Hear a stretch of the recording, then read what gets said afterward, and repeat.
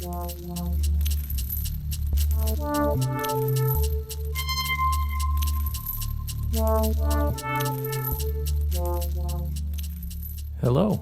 and welcome back to Bitwig. Today's modular concept is polyphony. Now, we often think of polyphony in pretty limited terms, as in whether we can play multiple notes at a time or not. Now, that isn't incorrect in a technology term. If I request more notes, I can definitely hear these notes being held out. But it isn't just the instrument part. The instrument's pretty convenient because it often, in terms of multiplying the oscillator for each voice, it will also multiply the filter in most cases. But most effects happen outside of the instrument, where polyphony is not always an option. So, little experiment here, recreating the filter with key tracking and everything else afterwards. You notice the high note shifts all of the filter too high, and the low note shifts all of the note's filters too low, because this is a mono configuration. So in some way, mono and poly are always living together, and it kind of makes sense. I don't necessarily want a polyphonic delay here living at the end of my chain, but having something there can be interesting. So today we're taking a look at first what is actually possible inside of Bitwig and how you have access to it, particularly through the special sovereign nation known as the grid. So with all of Bitwig's instruments that are polyphonic, they have a voice management section to begin with. And the number of voices is defining which of the three states we are in. As long as I'm asking for more than one note at a time, then this is indeed working polyphonically. Which means a couple special things in the grid, but here it means I can play all these notes, and I do return to 0 in the end, meaning voice management is being engaged. At some point, it determines each of these voices is no longer necessary and doesn't need to use the processor anymore. Now, if I drag this down all the way, we end up in a couple different mono modes. And we can use our little audio or musical example here for a second. So in Digimono, this is actually two different voices that are constantly overlapping. And you can see the flickering here in the active number of voices. The reason it's using two is it's allowing, when a new note is requested, the old note can fully fade out while the new one fades in. So they have a nice little overlapping bit. And a consequence of that is you see on the amplitude envelope here, it is always coming from 0. So new triggers are going to be happening that way. If we were to switch to the true mono mode for a moment, first of all, if I hit stop, there is no voice management. Now, again, we'll go to the grid for how that impacts things in a moment. But on any of Bitwig's instruments that are polyphonic, what this also means is, notice the amplitude envelope, there's really only one of them. There's really only one voice going. So what happens on these retriggers is it's finding the amplitude it was at and returning to that place for its retrigger instead of going back down from 0.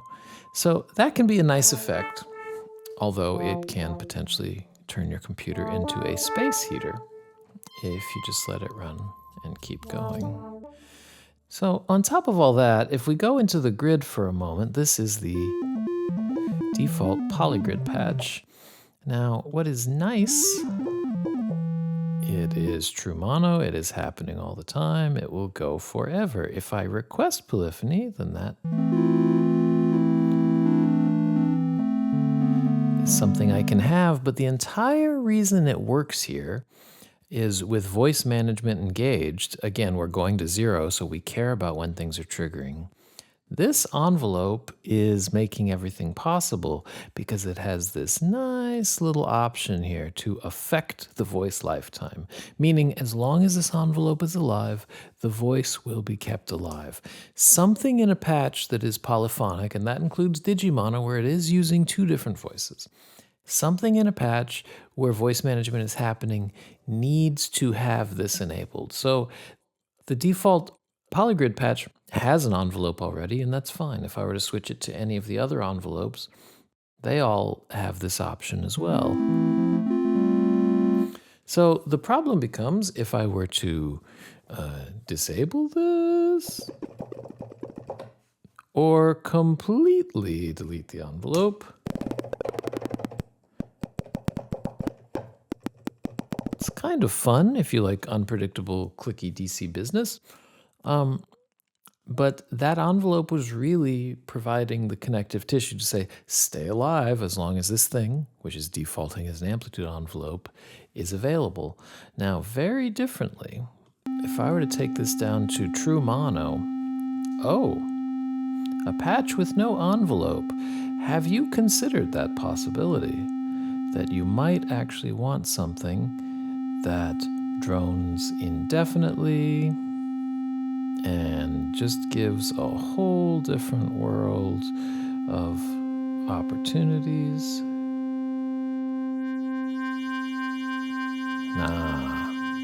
There it is.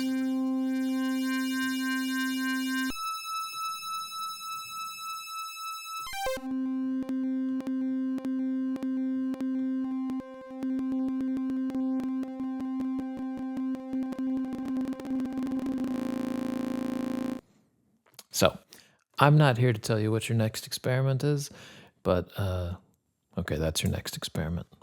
Have some homework.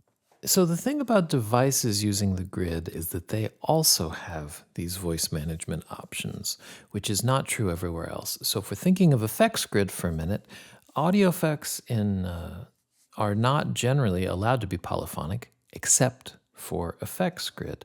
So thinking about that and what that makes possible for 2 seconds, let's just start with a normal effects grid. Just have a little bit of piano here going. That's fine.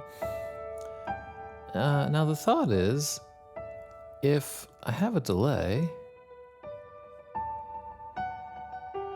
that sounds classic and nice and fine, but maybe I just wanted the edges of this piano to get a little sparkly, get a little crispy. So if I make a more extreme effect and then put it into the feedback slot of delay, that'll soften it up a bit. So once you start thinking about effects grid, a couple things are nice. One, I have an oscillator. It's currently running all the way out, but my mix knob is all the way down. This is just a reminder that all the note signals are reaching the effects devices in Bitwig like everything else. So I can just grab that and make it a pitch tracking signal. Why not? Now, on top of that, this isn't really polyphonic, well, because it's mono. Now, again, same struggle as before. If I go ahead and make this poly, nothing's really working at first because, there is nothing managing voice lifetime. I do have an envelope, but it is muted. So let's just wire this in for a moment, turn on the envelope.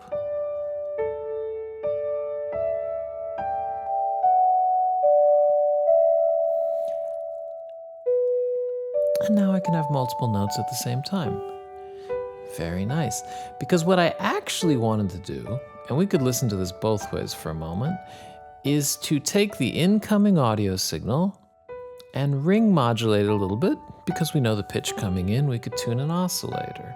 So if I go back to mono for a moment,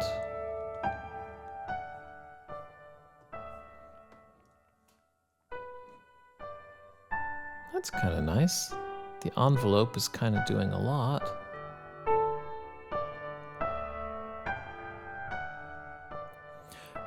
But if I don't know what the sound is, and I might have sustain, I might have overlaps and other things, I kind of do want this to be poly, because I know, like in any mono effect, the last note that comes in is going to shift this oscillator and change the sound of any other voice that might be playing.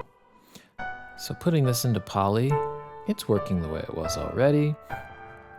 One danger with effects that are trying to become polyphonic is, hey, I had one copy of this audio effect I was doing. Now I've got 3 copies. Now I've got 5 copies. If you're just layering up all of the spectrum, that's not necessarily helpful. So what can be helpful, so that notes can exist at the same time and not jump all over each other, I just grabbed the state variable filter from the filter category, put it in bandpass mode, and if I just default this with keyboard tracking on, now this filter is just following for every note that's played, no matter how many are being played. And because we have polyphony, each individual note is being processed with its own ring modulating oscillator here. So just to add a little bit more.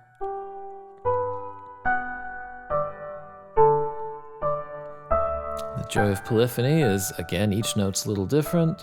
So all I've done is take the velocity of each note to say, push the now anti-aliasing distortion a little bit on the way in, and I have something interesting.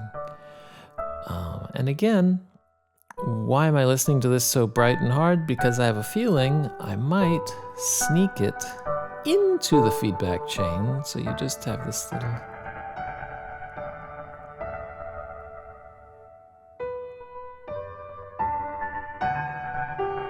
That's pretty good. Probably that distortion is a bit strong.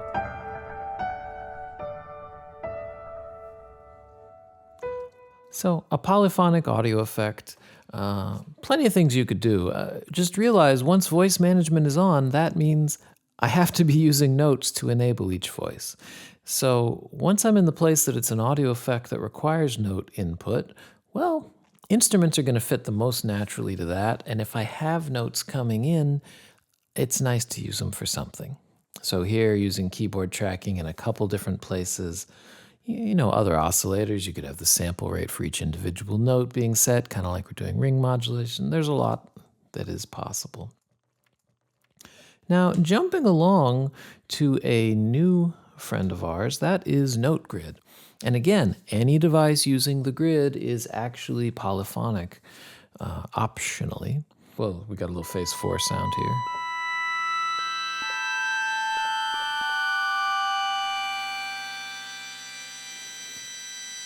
It's phase 4, so it's nice to have frequencies that kind of give a little bit of a head fake now and again.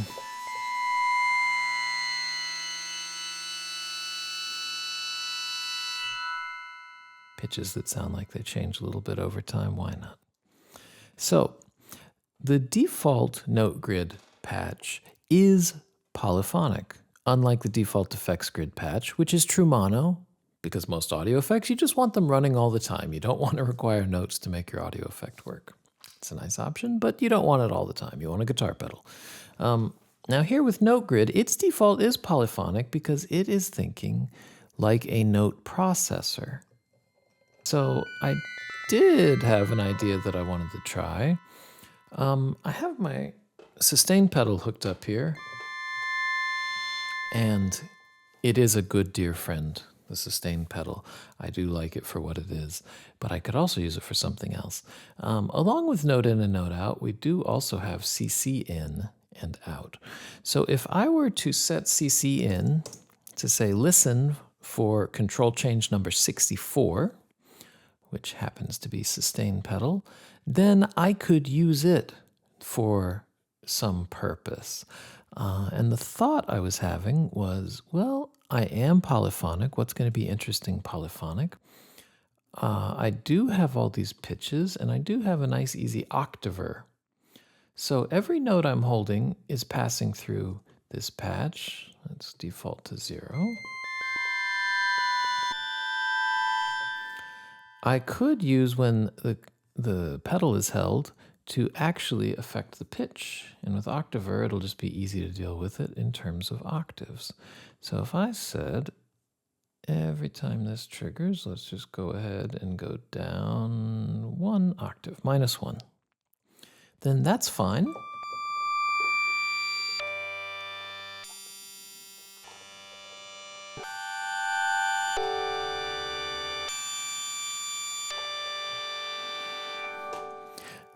Interesting enough, but the joy is that I do have polyphony. I would like to be able to handle each note differently.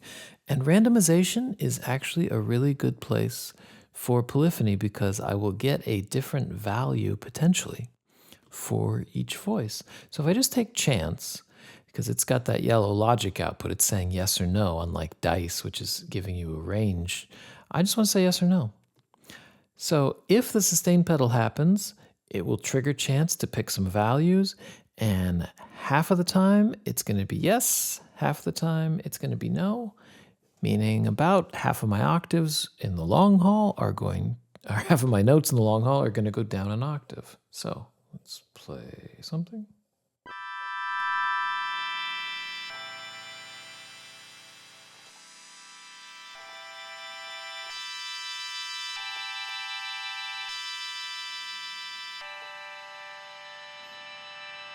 It feels a little different harmonically each time. Maybe a different chord.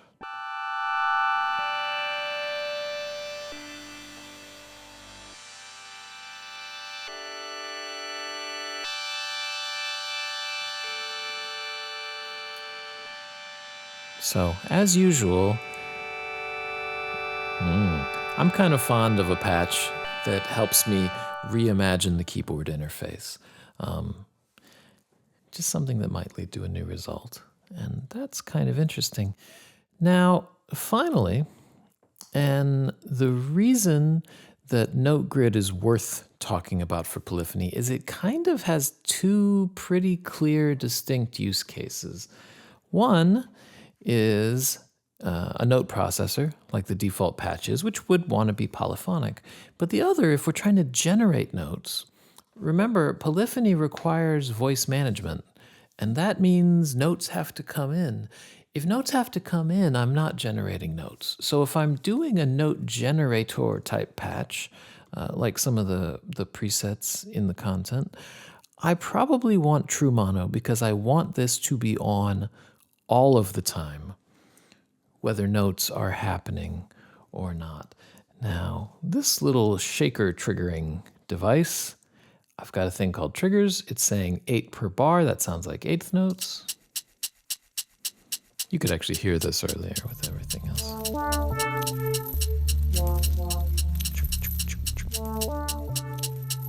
Now, in this case, maybe I don't know if I want eighth notes or a division of 12, triplets.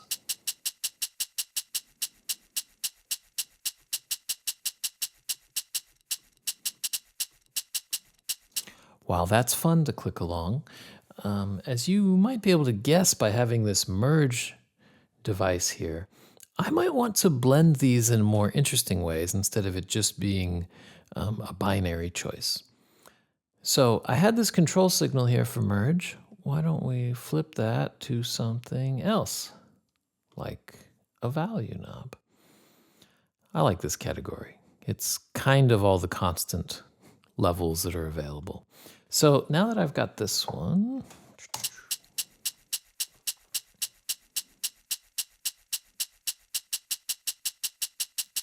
yeah, at a certain point it turns over, but where do I hear both? Oh, I have to be exactly at 50% to hear both. Because we are doing mixing here, a yellow input, it has a rule, right?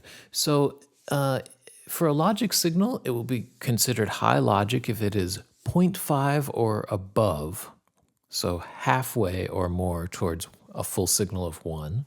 And if it's below, it's going to be false, true or false. I don't like that rule here.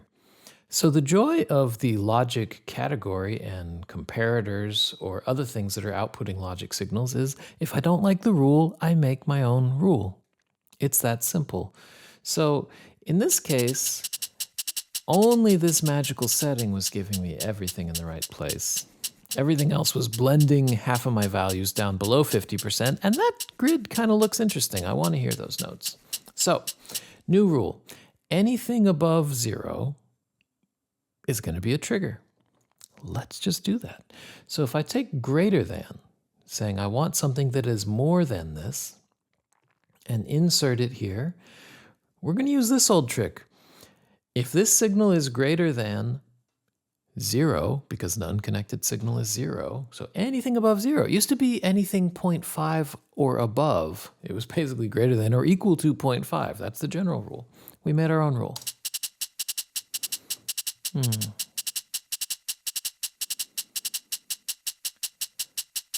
Now, if you're wondering, did we make it any better? Because now, instead of only hearing that one result in the center, we hear it at every position except for the extreme left and extreme right. This looks like a signal with diversity. That looks like something I might want to use for, we could try velocity.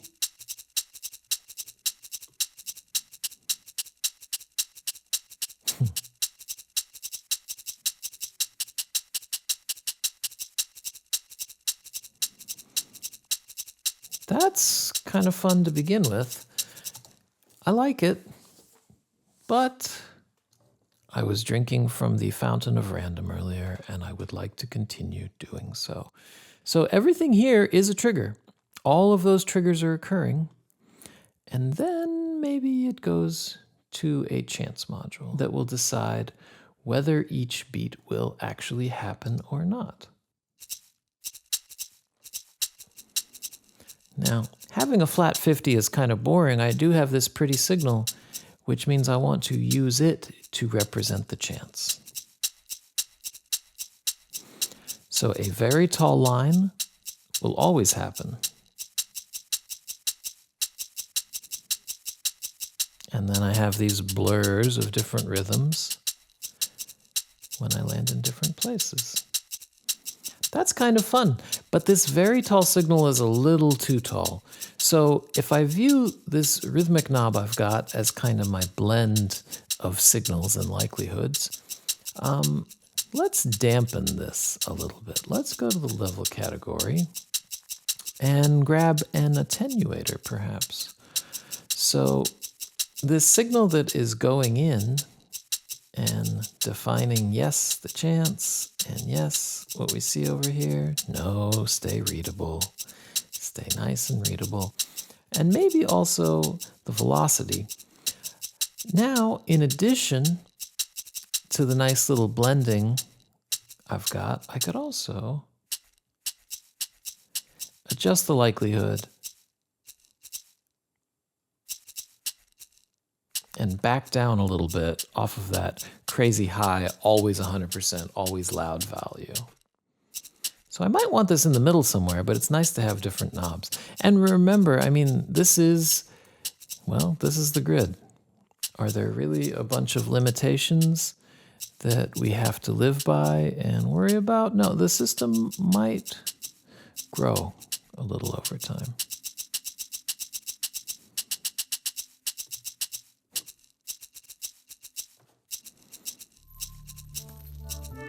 So,